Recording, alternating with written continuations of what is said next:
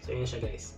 Synergy Digital TV Antenna Plus. 7.5 meter cable, magnetic base. Meron din siyang installation guide. Connect antenna directly to TV. So kapag analog yung TV mo, yan, pag ganyan dito mo siya lalagay. Digital STV bago dun sa TV. Pagka naman yung TV mo is yung mga smart TV na digital TV. So yan, so direkta na siya dun sa likod.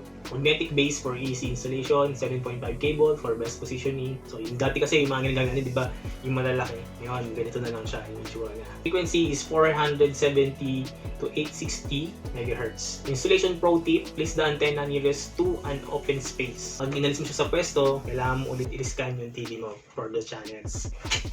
Yung laman, nakakonect na agad siya. So napakasimple lang niya, may cable lang siya, tapos ito yung kinakabit sa TV mo sa likod. So yung antenna maliit na lang, kasi dati malalaki, di ba? Andito lang yung brand, Synergy, ito lang siya, malaki. So maliit lang yung antenna. Detest natin to guys, kung okay naman sa TV natin. Ayan guys, so ngayon ito na siya. Nagcha-channel tuning na tayo dun sa TV natin guys. May nakita na akong 12 channels.